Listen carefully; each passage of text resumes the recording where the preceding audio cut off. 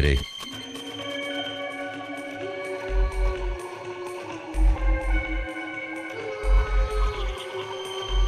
Are you ready?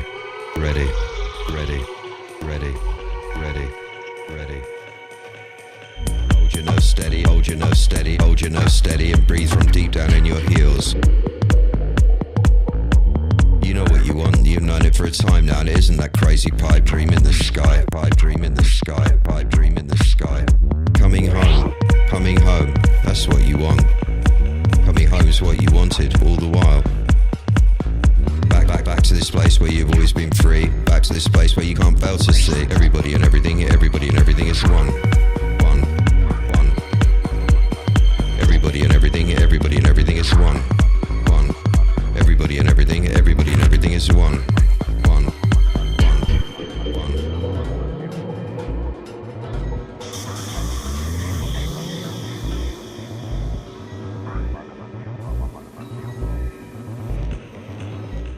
I don't actually know if I'm connected or not connected, so I'm just assuming that I'm connected. There's something strange going on. Excuse me, with the Spanish internet.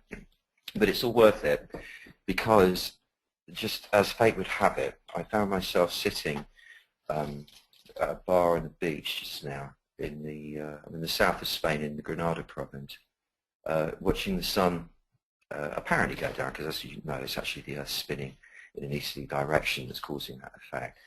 But when it got through all the dust and pollution, the actual effect of that was to shoot a most powerful violet ray, and the effect as well, which almost passed me by as insignificant, aside from being very beautiful, until I realized itself as light, sound, smell, color, things and all sorts, planets, galaxies, and everything else, and you and I. The source of all of this, the Chinese are in the habit of calling Tao, which means nothing particularly, but kind of means the way of things, just the way of the motion, the way things are, this thing, this inexplicable mystery that we find ourselves in. They hesitate from creating definitions to describe or explain it, because that immediately limits it, and it is limitless. So there's nothing we can do with our intellects to actually define it, but we can point to it for each other. And generally, the Western approach to pointing to that is to point upwards into the sky. The Taoist approach is that you point inwards, as far back inside as you can actually get, because that's where you find it.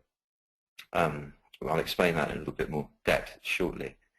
And when we come together in satsang, which is a Sanskrit word meaning sitting together in authenticity, the idea of this, or the intention of it, is for us all collectively, individually, to come home.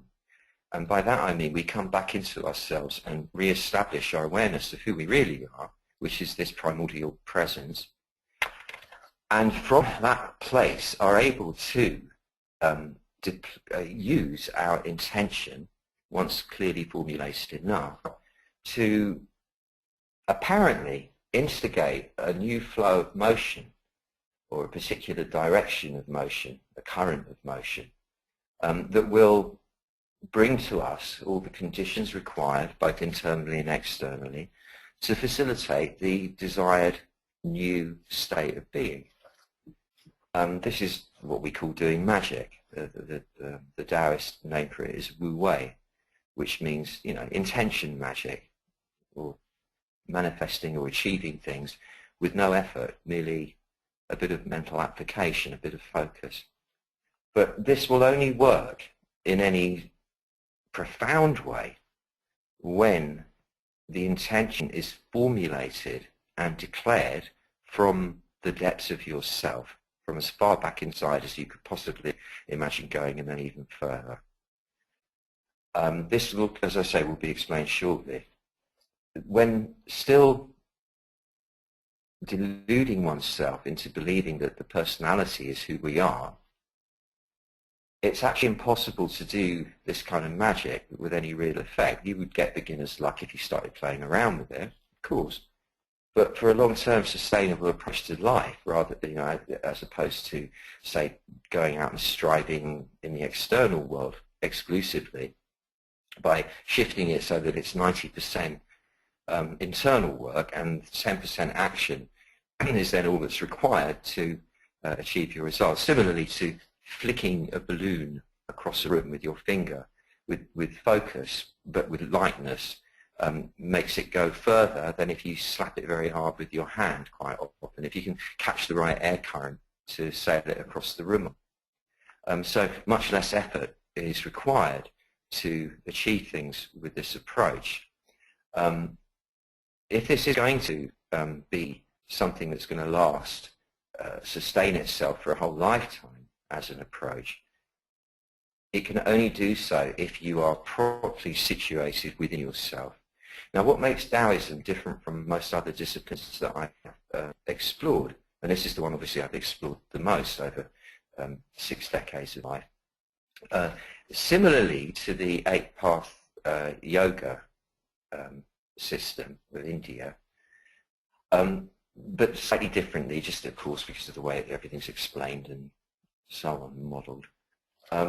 What distinguishes it from most other systems is that you use your physical form, your body, as the arena in which you conduct your alchemical experiments with life. In other words, every moment being here is an alchemical experiment. And what you think, what you do, how you operate your energy will affect what happens next. So it's an experiment. And we could call it a magical experiment if we want. I tend to think of it like that. An experiment in doing miracles, if you like. The experiment that you're doing takes place in your body rather than in your conceptual mind. So rather than it being in the realm of imagination, it becomes visceral. And it's obviously not actually happening inside your physical body, but nor is it happening inside your physical brain for that matter. This place, this physical place that you find yourself in here inside your body, just happens to be the locus where you ought to be found. It's the expression, the mask, that covers the nexus that you represent of this primordial energy consciousness. It's not what it looks like. So obviously if you took your body apart, you wouldn't see you in there.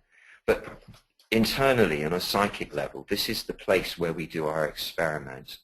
And the Taoist talks about and passed down a very different sort of anatomy to the purely physical. They of course passed that down as well because they were very advanced in their medical practices from thousands of years, way before people in the West had even begun thinking about medicine on that level.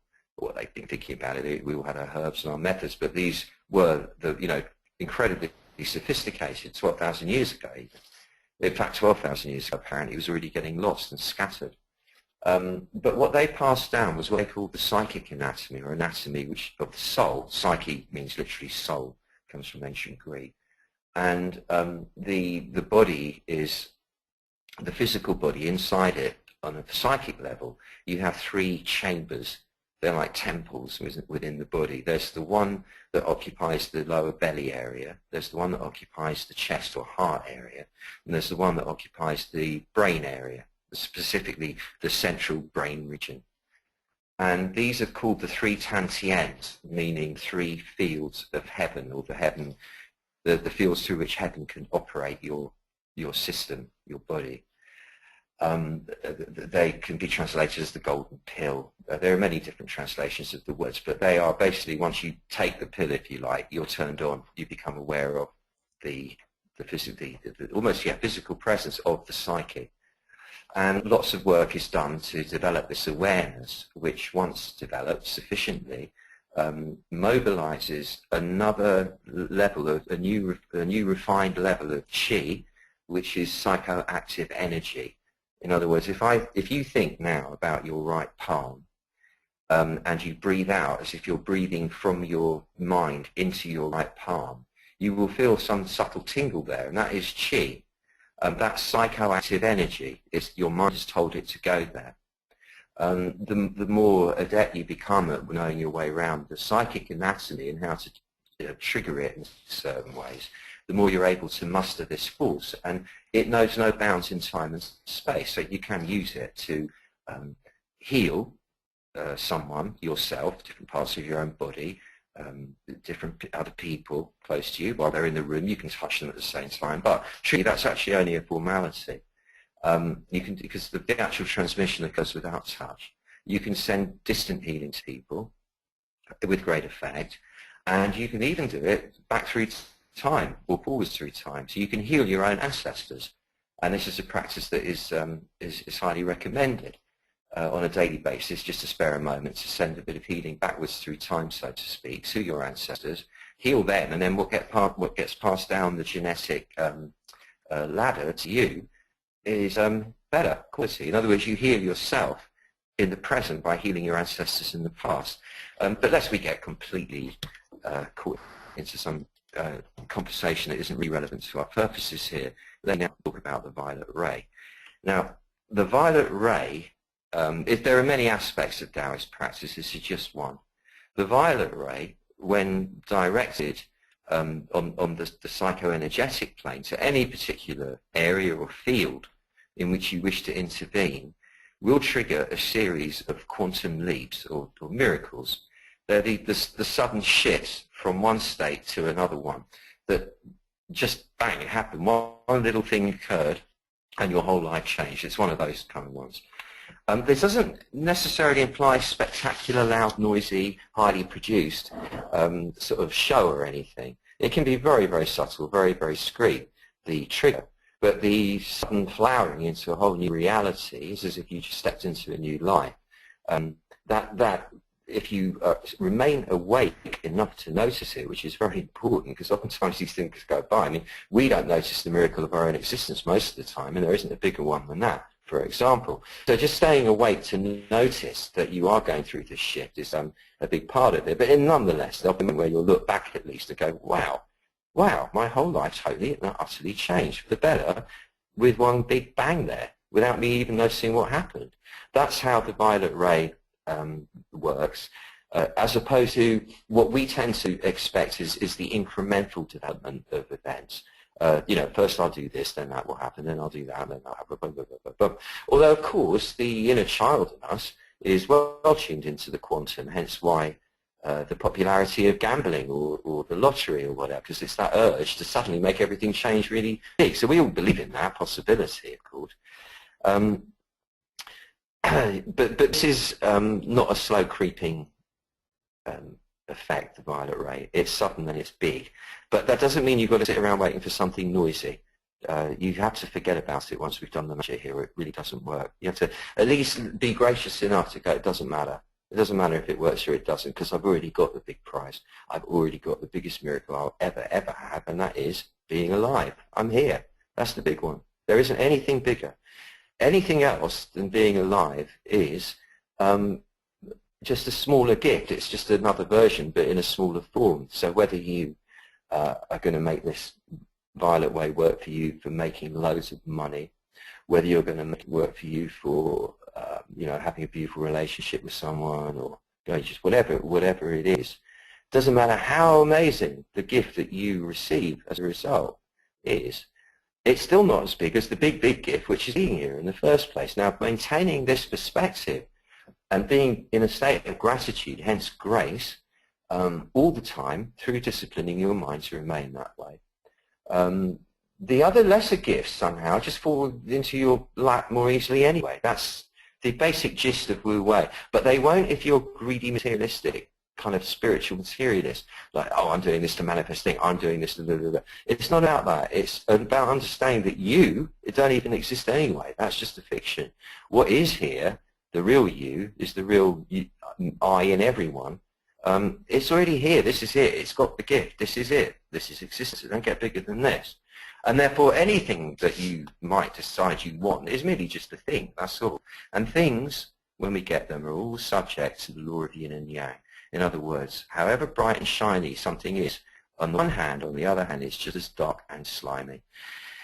It's just the way of it all. We have to accept the dark with the light. Anything manifest is like that. However, when we come back to home together here, we're coming back behind all that yin and yang. We're coming back to the source itself, where we are all one. As you read any of the blurb, but as I mentioned it, legend is that the Taoists received the violet ray technique from an advanced alien race who popped down here from Pleiades, the Seven Sisters, before the last ice age at least, and this was one of their tricks that they taught them. That's how they used to travel on the violet ray. So they'd actually transport themselves at a quantum rate rather than otherwise. As if you try to get here from the Pleiades in a normal rocket, spaceship, you just would never make it. And that as may be, it doesn't matter if you believe it or don't believe it. Honestly, I don't know if I believe it or don't believe it. I don't even care. It doesn't matter. It's fun. Makes no difference anyway. We're going to be using the violet ray to firstly wash away, if you like, cleanse the inner turbulence that is likely to be generated by the whole Christmas thing going on around you, and the turbulence that arises from pressure that you put yourself under without even realizing it most of the time as a result of it, and feel obliged to do that, as if you're trying to please something that is not you, and it's definitely not that Tao inside. It's some strange social meme. It's fascinating pull. It's very, very, very powerful. What I do like is, again, with the yin and the yang of anything manifest, aside from the crass commercialism of it and the social pressure and all the rest of it, the silliness aspect, the fact that we're honest enough collectively to call it the silly season, this an American expression, is very gives me great feelings of hope that we're not all going to lose ourselves into some silly trance, that we remember that it's okay to be silly. That aspect of it is lovely. That's why I wanted to call this the silly season satsang sequence, apart from the fact that it alliterates nicely and sounds really fun. I love being silly myself. It's one of my favorite modes. It's different from being stupid. Being stupid means you're in a stupor, you're in a trance about something. What we're doing here is, this whole practice of Taoism is stepping out of that trance, and that's what this session is all about. The first thing we're going to be doing is to cleanse ourselves of the trance. We're going to step out of that trance. You can always step back into it after, and most likely will if you don't remember not to. But for now, and for this time of us coming together all the way around the world here in every different time zone, as a family, and I see us as a family of angels, and I don't say that in a romantic way. I mean that I do actually oftentimes see us all as angelic beings, for a very brief moment, using a human body as a vehicle. And maybe we are the aliens. It doesn't really matter. Aliens actually is a misnomer, because alien comes from Latin alter, meaning other, and aliens are not other. We are all one. This idea that we can split ourselves into different nations, races, species, so on and so forth, it's just more distraction from the big gift of the oneness. But that's a conversation for another day. When we do this all together, we are somehow inviting the other's angelic presence to be here. So I see us as a circle of angels all the way around the planet, like in the ether, like out in space. I don't see us as on the Earth itself here when we're doing this. And we're just sort of suspended like a huge circle, an equator, out in around the atmosphere of this planet. And we are angelic beings. And for all we know, we might be that, and we just think we're these here in this physical form. At the same time, it's very likely in another dimension we are those beings. That's why it sort of resonates. When we come together and we share our focus like this and allow ourselves to all be home together as the one, and we each individually direct our intention at a certain sort of imagined outcome, envisaged outcome, we acquire the power of everybody in the circle multiplied exponentially for our intention, and that gives it a lot more puissance. So meantime, Christmas, Xmas, the X incidentally is an abbreviation for cross, and the cross, as in the crucifix, is also derives from the same root as crisis, crossroad, which indicates choice and change. That's why, as an annual landmark, there is the sense that come New Year, you need to change. That's where that's all been programmed in from. There is the sense that it is a critical point, in other words, also derives from the same root. Mass, the ex-Mass, the Christmas, is, obviously it's a ritual, but the ambiguity of it appeals to me as well, because there's a sense of massing together collectively, but also the sense of collecting oneself, because albeit that you're going to go through or not go through whatever rituals or not rituals you go through or don't go through at Christmas, you'll be going through something. There's no way that you won't be going through something. There will be an awareness that, oh, it's Christmas, and there'll be some sort of assumed internal pressure to act in a certain way, even if you're in Thailand doing no Christmas stuff at all, for example. There's just a sense of it because it's such a deep imprint. I'll explain that again in a second. The Christ part of Christmas, Christos, again, as I say, the cross, it's got that same root, but Christos means the anointed one. So really what this is a celebration of the aspects of self I was just talking about before, with that part of us that is synonymous with Tao, primordial self. But you surely don't really need anyone to tell you which date to do that. You don't need anyone to tell you which date to celebrate the fact that you are Tao. If you're awake, you do it every day. Yeah, arbitrarily chosen, the 12th of December, Christmas, exerts a very, very, very powerful social swarm factor pull on the herd, us a herd, and it's not because everybody's jumping up and down for joy and anticipation about another day celebrating existence, or for commemorating a baby born 2,000 years ago in the Middle East, like for something like that. It's not even because of the barrage-style pounding of the senses by the global marketing machine, upping the irrational pressure to buy presents you don't feel like buying but think you have to, and rack up even more debt, or whatever, buy. And not even because of the more subtle, yet equally insidious, convoluted moral agenda spreading like a runaway Xmas meme throughout society, as in, if you're a good person, you immerse yourself in the heart of the melee. You do it for others, the kids, the parents, the invisible army. But because the festival itself, and this is why people do it, the build-up to it is so ancient. It predates Christianity by hundreds of thousands of years. Was originally the Festival of Lights for the winter solstice. And what used to happen is that the clans would gather at a certain point, so there'd be a mass clan gathering of all the clans, when all the meat was just about running out, so they couldn't save much more meat, and so they took whatever they had and all their ale or whatever they used to drink and all their mind-watering mushrooms and everything else they used to have, and they'd have a big blowout feast that would last for 5 days, starting on the solstice, the 21st, and go through to the 26th.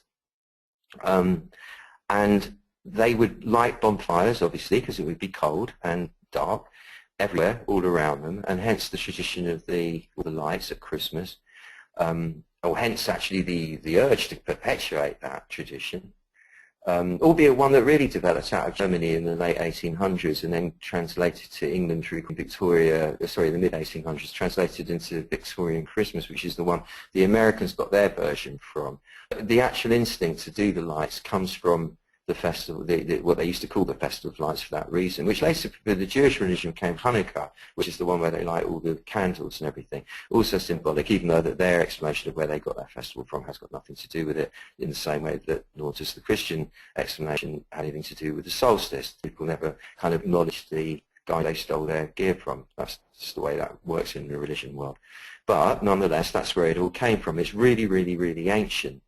And hence why we go to Boxing Day. Boxing Day is traditionally from British aristocracy boxing up the leftovers to give to the servants and the local poor and so on, which is very sweet. But that actually is a remnant of everybody boxing up whatever was remained, not boxing in boxes. They put it in those knapsack things or whatever, those, like a handkerchief on the end of a stick, I always imagine. And then they take it, they take whatever they could back with them. That's where the Boxing Day sort of tradition comes from. So it is so deeply wired into our collective biogenetic memory field that we're affected by it, even if we see right through it, even if the whole thing seems utterly irrelevant, we are still deeply biogenetically affected by it. I mean, there could be worse things to be affected by. It's not like I'm sitting there on a big political crusade about Christmas. I love every day personally. I love Christmas just like I love every other day. In fact, I like it even more because everybody's kind of stopped for the day. So that's kind of nice. It's nice to think of people at least paying lip service to enjoying themselves around me rather than all going nuts. So that's a good day for me. I love every day equally. Every day is a miracle. It's a gift. Don't care what you call it. Don't care what time of the year it is, where it is, what's happening. Painful or pleasurable, I love being here because this is the gift. That's what it's all about. And so much more so if everybody else is enjoying it, if they had to give it a name to do that and do all the stuff that they wouldn't do any other days, that's fine too. I'm happy with all of it. So it's not about having a go at Christmas. I love everything. I'm not going to hate that for sure. It'd be dark. But that's what's happening. That's where we are. And so that's what we're addressing. And the idea is to make this passage from now until New Year the most amazing one you've ever had in your life so far. Incidentally, at the start of every season, I always tell my subconscious to make this the best winter that I have ever had so far in my life. And I do it for every season. Like I just did that for this winter. It always works. It always works. That's my choice. This is going to be, because you always get a bit of fear. Don't, ooh, hope it's going to be right this winter. And so you go, right, okay, my intention is, this is an example of intention setting, incidentally, that this winter will be the best winter I've ever had in my whole life. Till now, there's still way more to come, one assumes. And it's exactly the same now for this passage. This is what we're doing it for, to make this the most amazing process, totally surprising in every beautiful way, marvelous developments occurring socially, personally, physically, energetically, psychologically, spiritually, if you want to call it that, creatively, in your relationships with everybody around you, with your opportunities, the way next year stacks up for you as a result. That's what we're doing this for. It's pertinent, all of this that I've been saying. Once you know what to let go into, and what to open your heart into beneath all the Christmas disguise. In other words, the key to being joyful and living successfully in any moment is to let go into the moment, to stop resisting it and fighting it and arguing with it, and accept it and love it and welcome it with all your heart, because this moment is the Tao. So you love it with all your heart, beneath the disguise of it being a pain in the arse or this or that, or amazing even, whatever. Beneath all the disguise of the surface show of everything, to just totally love the moment. But we have to know where and how to direct that love. It's very difficult to love the bullshit, for example, sometimes because it's just too distracting. So it's learning to know how to focus, where to put that love in any given moment, to keep unlocking the door to the transcendental realm, basically. And one of the important things is to understand why everyone's getting so beside themselves over a day. Or conversely, why they don't all get beside themselves about every single day. Knowing that makes it far easier to accommodate what's going on around you, have compassion for it all, and therefore be part of it all without being lost in it. And by that, remaining able to transmit this violet ray love that we're going to kind of instigate here, to everyone around you with miraculous effect. The only reason that these social super memes, you might call them, like Christmas and so on, these trances, can get hold of us in the first place is because we're all programmed to believe that we're not good enough. And hence we don't like ourselves intrinsically. And hence we do everything we can to remedy that. And we project it onto other people not liking us, but in fact it's because we don't like ourselves. And if that means going out of your way and getting all stressed up and buying loads of things you can't afford and pitching up at some lunch you don't want to be at and talking loads of nonsense and sitting watching loads of TV when you don't want to be doing that, it'll be because you want to redeem yourself at some fundamental level. That'll be the little, I better do, to be a good person. But once you get that the fact that self-worth actually derives from understanding that if you're good enough for the Tao to manifest itself as, which you evidently are, you wouldn't be here, you're good enough, end of the story. And once this awareness of being good enough, because you're good enough for the Tao, you're certainly good enough for any of its lesser manifestations, i.e. other people, you're certainly good enough. Once this knowing grows, and you therefore naturally start liking yourself more, because it would be rude to the Tao not to. And then the social trance, or the effect of it exerts progressively less and less sway on you. Meanwhile, silliness. What is silliness? A brief truce, perhaps, in having to act. I emphasize the word act here. Grown up and sensible all the time. Being able to drop the veneer of adulthood and just be natural, because what we all are really is the little children we always were. It's just that, say, from the age of 4, when we all started going to school and all that, we started developing like carbon rings of a tree around ourselves, these sort of layers of acting appropriately and speaking appropriately and doing the other stuff that adults do. But we're still those little children, each of us, inside. This is very important. It's a clue to being more patient and tolerant with everyone around you, is remembering, is to see them as the 3-year-old, 4-year-old inside. Just look through the adult disguise to see that 4-year-old in there, because that's where we're all really experiencing life from. It's just we've learned how to, we've learned skills along the way. But meantime, we are just still those little children. The only silly thing about the idea of it being the silly season, and therefore you can drop the veneer and be natural, is that people haven't figured out it's okay to be like that all the time, or haven't figured out the way to do that. That is aside from the Taoists who do know how to do that. That's what the whole point of this is be like a child. Lao Tzu, the famous Taoist, means the eternal child master. The idea is you remain being honestly, genuinely who you are, which is this lovely child, certainly in a human state. And meantime, you develop all your beautiful skills, your life skills around that. It doesn't mean be an idiot. You obviously use your skills, but you be natural. You be light. You be innocent, guileless. It's like a child. And it's so much better for your health to stop wasting energy pretending, because pretending does take out a lot of energy. In fact, it's quite difficult not to get judgmental and say how pathetic it is that people need permission from the herd to be natural. Like, it's okay, you can be natural today because it's natural day or whatever. And I say pathetic as in pathos. I mean, isn't it sad that we feel that pathos that people don't know that it's okay to be themselves anyway. And it's in fact why people get drunk for, get stoned for. They do it to numb themselves into a falsely uninhibited state, because there's so much of that social overlay and the training and the conditioning. You're not allowed to be yourself. You're not allowed to be yourself. Well, what we're doing here is we're giving ourselves permission. You are allowed to be yourself. For this, certainly for this silly season passage, you are allowed to be yourself. And thereafter. And it's not me telling you, you understand. This is me suggesting you tell yourself. Or just stating it, it's true. We are allowed. And that state of drunkenness, that kind of false lack of inhibition, is quite distinct from the authentic state of celebration that we're going to be engendering in here. Celebration is not just for Christmas, just like a dog.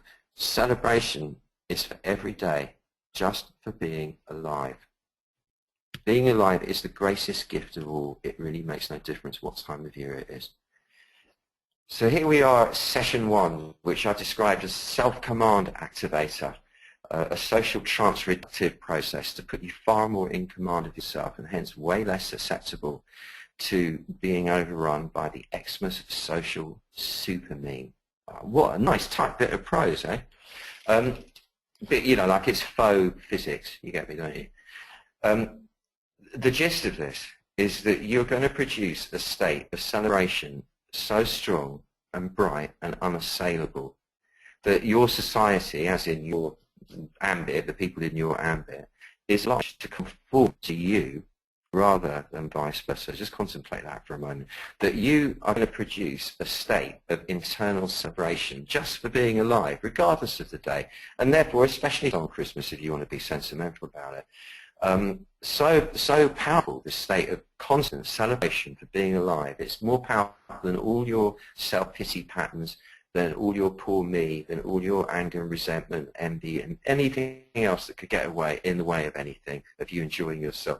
The state of celebration for being alive is the one. And it's going to become really strong, bright, and unassailable because you're going to intend it to do that. Well, I'm not going to put ideas in mind, but just bear with me talking poetically here.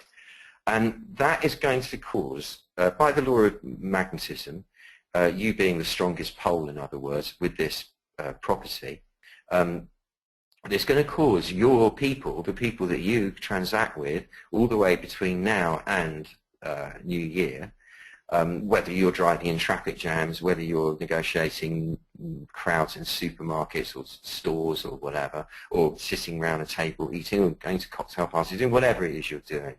This is going to cause, naturally, without any effort on your part, simply your intention, everyone around you to conform to you rather than vice versa. Imagine the power of that. No longer feeling that you're being jerked by some invisible army of people telling you should be doing this or should be doing that.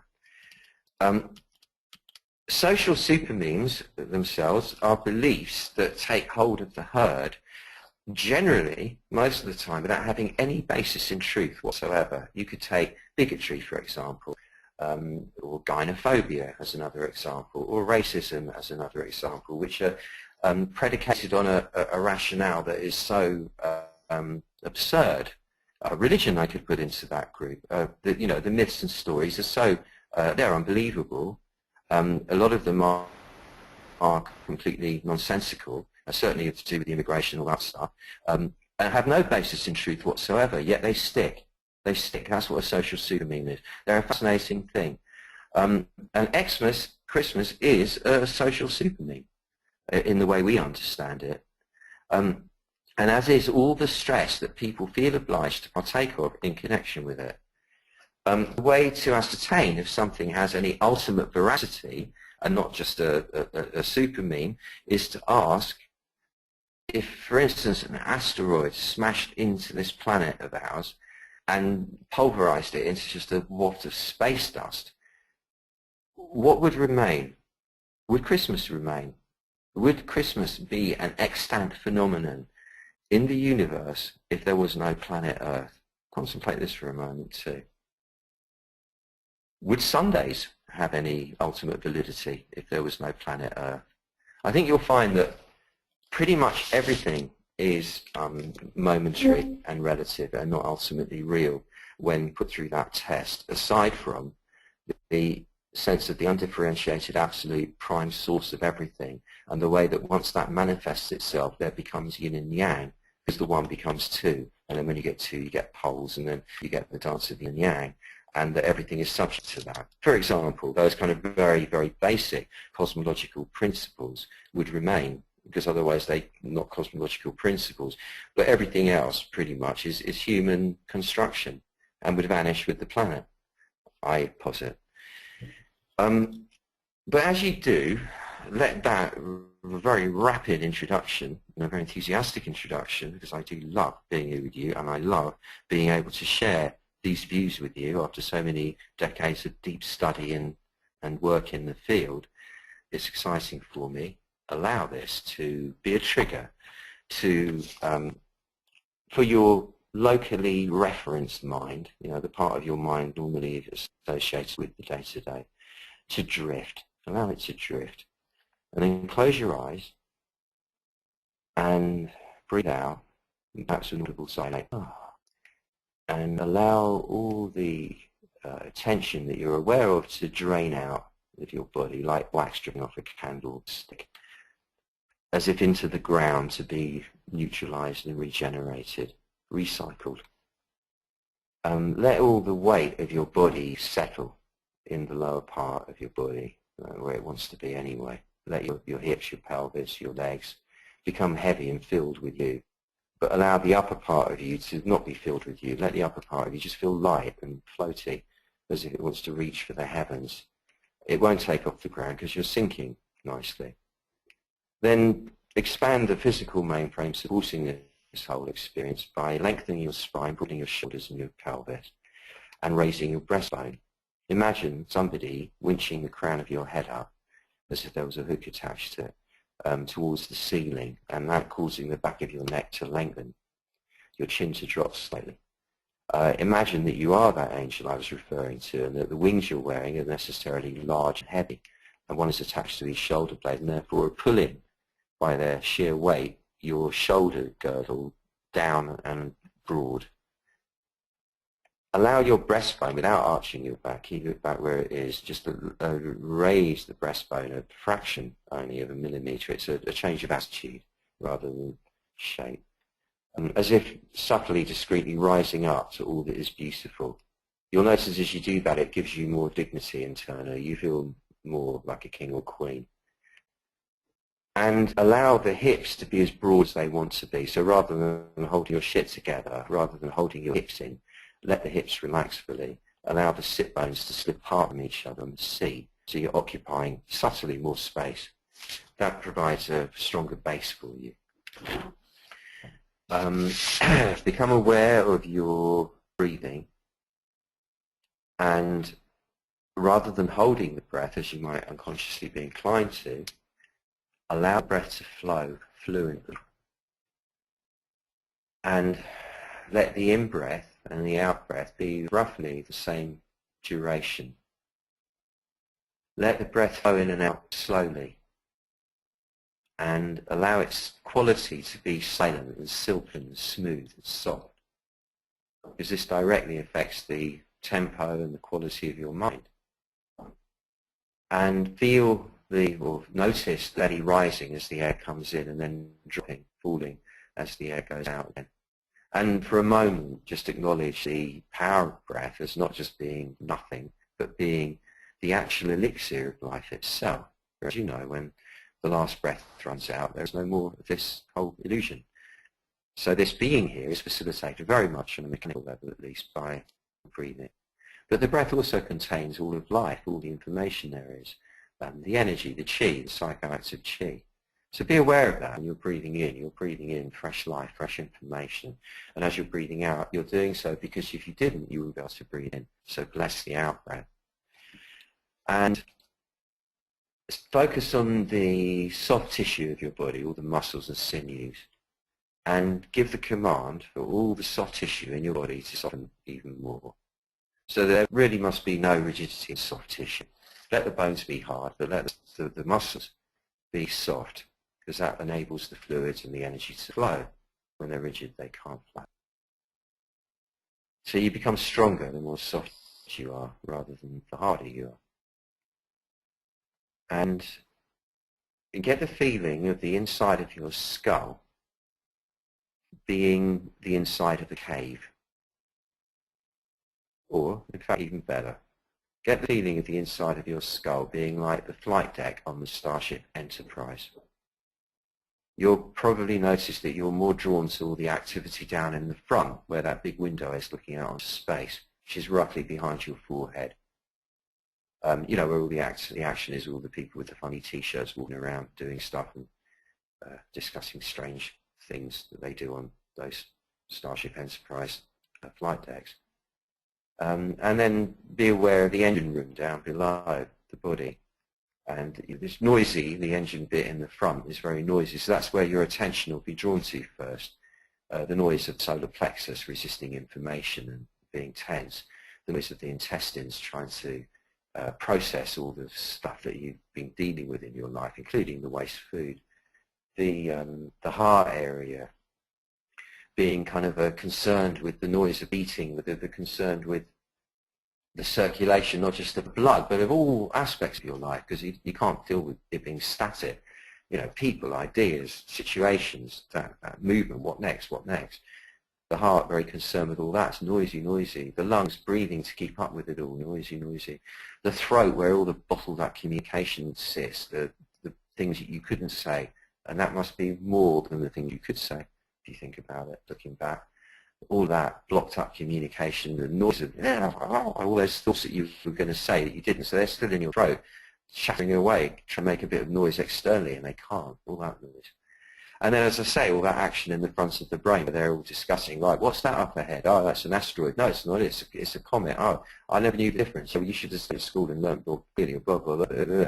And all the stuff we talk about to ourselves in the front are very compelling, isn't it? All that noise. Well, the thing is, if you're Captain Kirk, you can't be distracted like that because you wouldn't be able to fly the ship properly. You'd not be able to give the right instructions to the crew. So assuming that you are the governor here, because why would you not be if you're not, who's going to be? It's best that you occupy your proper command seat, which you'll find in the rear part, the raised rear part of the skull. The back part of the flight deck, in other words, you know, the bit where Captain Kirk sits is right up at the back. Well, anyway, that's where I'd have it. And it's raised, so you can see all the operation. No one gets you from behind. No one can suddenly run up behind you and give you a karate chop on the back of the neck. You're pretty protected. It's the Don's position. And you've got the view of the operations here. Now you can see what's going on in the ship. You can see all the nonsense of the different people talking to each other in the front. You're the one that can decide now what feels good and what doesn't feel good. You can see the view ahead. You've got perspective. You know where you are. You're flying a ship. That's the point. Those guys might be stuck in the business of like making the things on the screens do what they're meant to do, but you are the one actually flying the ship. And you are in the best spot on the ship because you don't have all that tumult from the front coming up into your awareness because you're not. So the guys in the front have got all the vibration from all that clamour that goes on in the front of the spaceship down below coming up through the floor. It's bloody noisy. But you, with the Don's position, you don't have that. You have very, very subtle, very pleasing, reassuring, strengthening vibration going on. A kind of going up your spine and throughout your back, and you're in the back of you. You're in the back of you, which means if you were a shirt, it would be everywhere rear of the side seams. And that's where you're sitting. That's your bit. There's only you and maybe Mr. Spock and a couple of other trusted consigliere and this one and that one that are allowed up here, but only by your invitation. You are the governor, sitting right up at the back, high up, like the king or the queen in the throne. And you don't want to be leaning forwards or hunched up inside, because that's not a good look either. You know, to be a good leader, you've got to have dignity. So you sit back. The kings and queens of Britain, who believed in the divine right of the king or the queen, were trained to sit bolt upright in their throne and never lean forwards, so that anyone coming to them had to lean forwards to still bow down or whatever to speak to them. That's a way of maintaining the dignity, the uprightness, the power. But also because, more importantly, they believed that they were, but correctly as well, believed that when they were like that, they were actually more efficiently channeling the power of heaven down to earth. It's the same as the Taoists would say. So, you know, by having your spine straight, it serves as an antenna that receives the incoming information and channels it here onto the earth plane. Therefore, that thy will be done. And you're sitting in the back now. You now see that everything in the front was a story. This person that you created, this construct, is just a sort of a illusory phenomenon occurring in the front of the body. It's no more than a series of descriptions of externally perceived phenomena, which actually not. They're just messages of frequencies perceived by the sense organs, translated in the brain through the conscious mind into something that fits into a agreed acceptable paradigm. And your position in that setup, in the complex of descriptions, in that game of life, so to speak, is also one entirely subjective, perceived through another series of filters comprised of these descriptions. But all it is descriptions. All it is a story. the whole Christmas thing, you being on a planet, you being a person, me being a person, you being in America, me being in Spain, somebody else being in Italy. All these things are merely stories. They're just descriptions. They can be described in an infinite number of different ways. And here in the back of you, you are no longer compelled, it's no longer compulsive to believe that the story is true. Here you can divest yourself of the nonsense of illusion or subscribing to the sacrosanct nature of any aspect of the illusion, including Christmas, whatever you want to call it. Here you are free of all of that. Here you are just the one before humans in their strange ways got busy distorting what was going on to fit some belief system or other. So all the palaver that we kind of engage in as a herd and induce each other to engage in, whether by implying that there's a moral imperative to do so or whatever, this is entirely occurring in the front of you, and it's a trance that is completely and utterly deactivated as soon as you sit in the back of you. So as soon as you sit back like Captain Kirk in a command chair, and you feel the vibrations coming up through your back from the engine room, the nice shuttles rather than the horrible witty ones in the cheaper seats, the entire social trance, no matter what it is applying to Christmas or anything else, is utterly deactivated. And enjoy that now. Now, of course, you will be pulled in practice forwards again when you come out of meditation and are interacting with the world around you, because that's what we do. The ideal is to learn to oscillate simply by remembering you have the option to sit back and deactivate the trance. Then what happens is that the more you allow yourself to oscillate cognitively, mindfully as it's called these days, the more default becomes that you sit in back all the time. That's how this magic works. This is more important than any effects of any other kind of magic we're going to do now. This is the big one. This is the technique of all techniques, learning to sit in your back. Now, in your back, become aware of the gift of existence. Just acknowledge it. You're sitting in your back now. You're in the company of how many hundreds of others is around the world. All of us doing this. We are somehow merging into the backspace together. This is the greatest gift any of us will ever have, being here. And let us collectively right now, just in total silence without having to say or do anything, celebrate existence and our privilege of being privy to it right now. And allow this celebratory feeling to flood your heart in the front. So pleasantly, but so powerfully that it seems to subtly, without any violation of your person, cause your chest to burst open like a pair of sliding doors responding to a tidal wave. Suddenly open to the sides and revealing the jewel of your being, your beautiful self, the child inside of you, that pure, loving spirit that you are. And just enjoy for a moment sitting here, being beautiful. Simple as that. You're in your back and you are channeling primordial beauty, the quality of beauty as you breathe in and breathing out. This now sets the tone.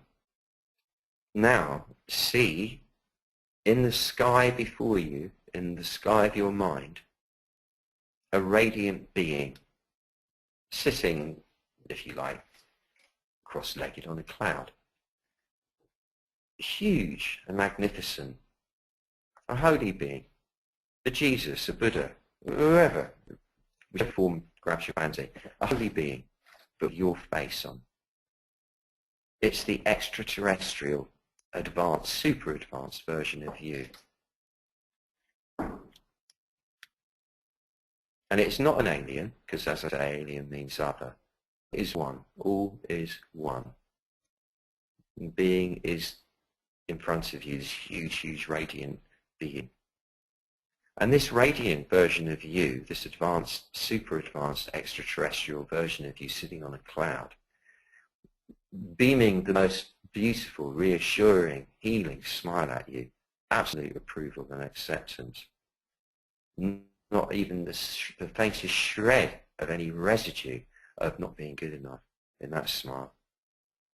This radiant you transmits a powerful ray of violet light directly into your heart, just as I was describing before about the sunlight. And this is igniting your celebration energy. It's a catalyst on the celebration energy that you've ignited, and explodes you, the whole of your experience of being you, transdimensional all at once. So you feel the violet ray coming into your heart with such force, and the catalytic effects on it, on your own internal gratitude for being alive, is so powerful that you explode in a benign way, totally transdimensional. So you're simultaneously now also that radiant being, that radiant version of you in the sky of your mind, beaming that ray back into the earthbound version. So there's a flip, a dimension flip. You are now the huge radiant being with your face on, the holy being, sitting on a cloud. Get a sense of what that feels like for a start. Really nice. You're sitting on a cloud. Imagine that lovely feeling under your bones. Very soft yet really supported. There's no fear of falling because you're not in that dimension. You just feel absolutely beautiful, floating buoyant on a cloud. Your legs crossed into the most perfect lotus without any pain in your joints at all. Your back perfectly straight, perfectly supported by the cloud without any strain whatsoever. Your muscles absolutely relaxed in every part of your body. You're breathing as slow and profound as a season per breath. That's how big and powerful you are. And the amount of violet magic you have at your disposal is limitless, and you are now beaming from your own heart a stream of a violet ray light. You're beaming a powerful violet ray from your heart into the heart, the open heart of your physical representative on the planet Earth, the person that you think is actually you. So you're inside the big one, and simultaneously inside the little one, receiving. You're inside the big one giving, and you're inside the little one receiving. You're inside the big one sending the light. You're inside the little one receiving the light simultaneously.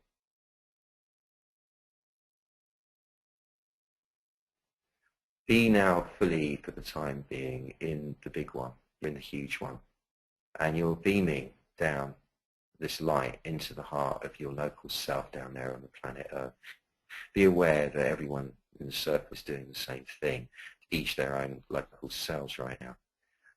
And the light is so powerful that it can't just be contained in that physical form. So it bursts out, radiates from there into the entirety of your local cell's energy field, which you as the big being can see quite clearly. This is an energy field that is a large series of vast concentric circles rather than it being a straight line. So the idea of an Xmas passage is not linear. This is a large series of very huge concentric circles that spread out over the next 6 to 8 weeks or so, like one circle per week, if you like. And each of these circles contains all the activity that's going to occur over the next series of weeks.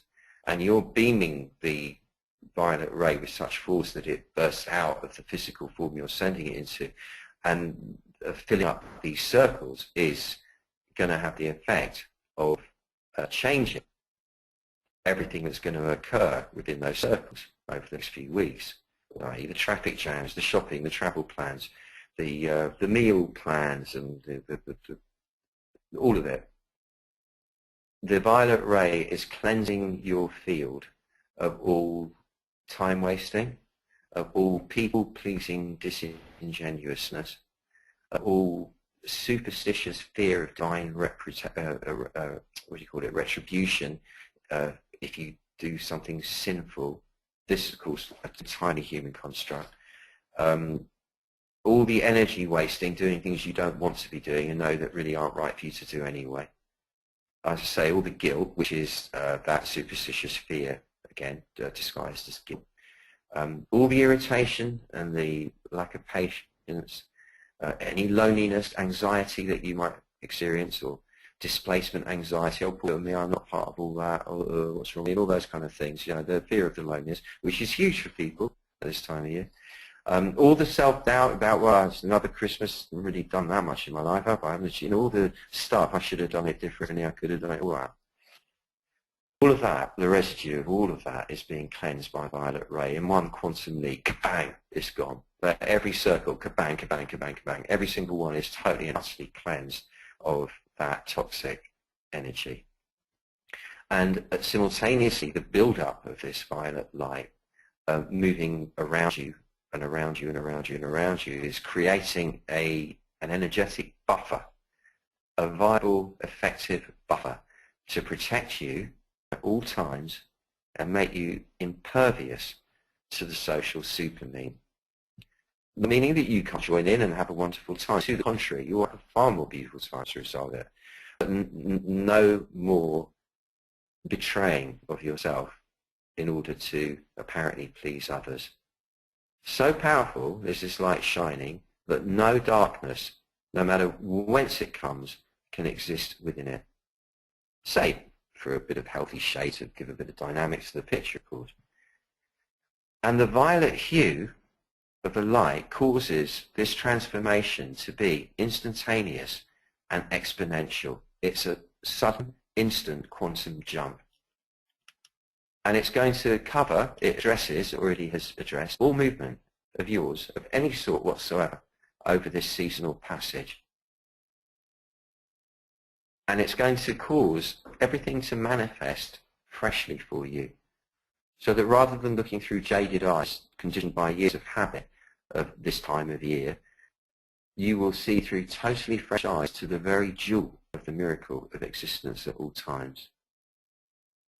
And now let's together shine it, all of us here, onto everyone on earth, not just our local selves, so all people in our orbits that are around us, and all the people that are in everybody's orbits all around us, and to everybody, to the vast global orbit of everybody, to everybody, whoever they are, whatever they're doing, whether judged good or bad, makes no difference, young or old, male or female, no matter which nationality, every single person on this planet now, and not only the people, but every sentient being, every pet, every wild animal, not that there are many left, every fish, not that there are many left, every bird, every single sentient being, even the cockroaches, rats, spiders, and creepy crawlies, every single being, including the incorporeal ones, the aliens amongst us, although they're not really aliens, any extraterrestrials, angels, spirits, elementals, and whatever else you can care to imagine, every single aspect of the Tao made manifest in any dimension is receiving this violet light, so that in fact the entire known multiverse at this very precise moment is experiencing at our behest a quantum jump in its own beautiful healing. Next week, the session 2 is going to be a full ease-off activator, a stress reductive process to divest you instantaneously of the errant tendency to tighten up in reaction to silly seasonality, and instead more and more profoundly relax in the face of it as you go along. Imagine that. So basically next week is to really focus on reducing all your stress and to induce a state of the biggest state of ease off that you've ever experienced, so that the further you go down the path, so to speak, towards the build-up of what have you, the more relaxed you get, so that you're enjoying it more and more and more.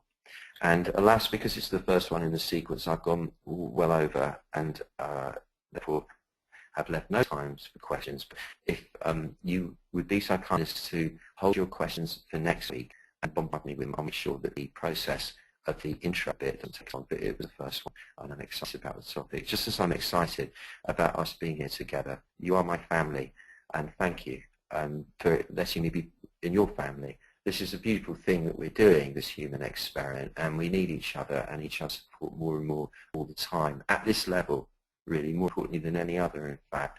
And so it's wonderful that we're able to do this and that you bestow upon me the honour to facilitate these events. come next week. Tell anyone you love that you think might benefit by it to come too. And I wish you, and intend for you, a week in which you are quite surprised by the effect of this session. And without grasping on or trying to look for results, notice spontaneously how your sense of self at the deepest level has grown exponentially, and that thereby the effect of the doings of others, that must keep up, is reduced significantly enough for you to go, that barefoot really is a brick. Thank you for being here, and I will see you next week. Bless you. Bye. That's the one.